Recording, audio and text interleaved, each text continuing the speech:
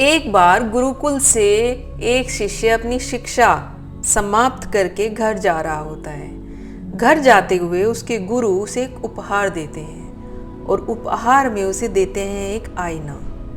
वो आईना कुछ ऐसा चमत्कारी होता है कि उससे सामने वाले के मन में क्या चल रहा है वो जाना जा सकता है। इसीलिए गुरु उसे उस आईने को देकर बोलते हैं कि तुम इससे जान सकते हो कि सामने वाले के मन में क्या चल रहा है। वो बड़ा खुश हो जाता है। वो आईना ले लेता है और सबसे पहले वो अपने गुरु को उसमें देखता है गुरु के मन में तो बहुत सारी बुराइयां छिपी हुई थी, गुरु में बहुत सारी कमियां हैं। वो चुपचाप आईने में अपने गुरु की कमियां देखकर वहाँ से निकल जाता है। बाहर जाता है गुरुकुल से तो उसे उसके कुछ दोस्त मिलते हैं।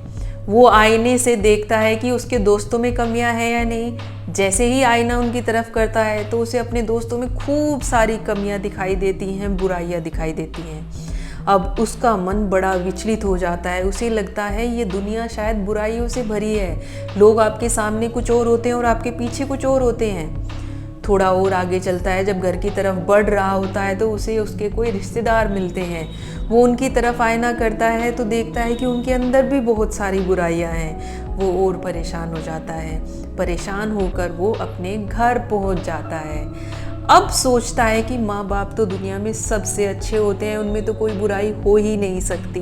वो घर जाता है और अपनी माँ के सामने आईना कर देता है। देखता है कि माँ के मन में भी बहुत सारी बुराइयाँ हैं। माँ भी बहुत सारी चीज़ें ऐसी सोचती है जो नहीं सोचनी चाहिए। वो बड़ा दुखी हो जाता है और दुखी मन से वो आईना अपने पिता के सामने करता है। देखता है कि पिता के मन में भी बहुत सारी बुराइयाँ बसती हैं, वो भी बुराइयों से परे नहीं हैं। अब वो बड़ा दुखी हो जाता है।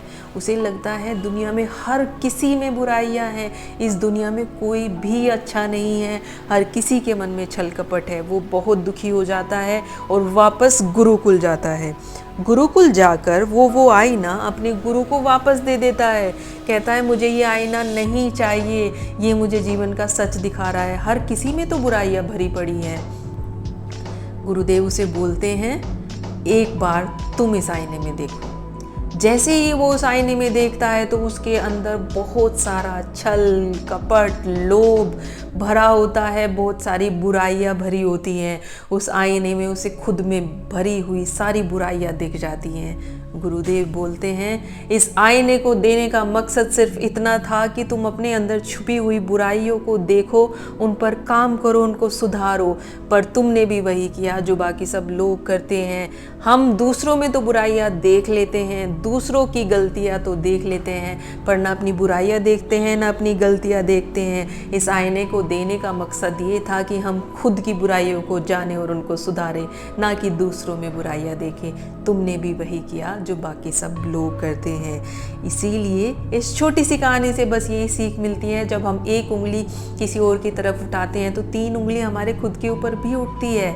बजाय किसी की तरफ उंगली उठाने के हमें खुद पर काम करना चाहिए। अगर हमारे अंदर बुराई है तो उसको ख़त्म करना चाहिए, क्योंकि दूसरों की बुराई तो आप कभी ख़त्म नहीं कर सकते।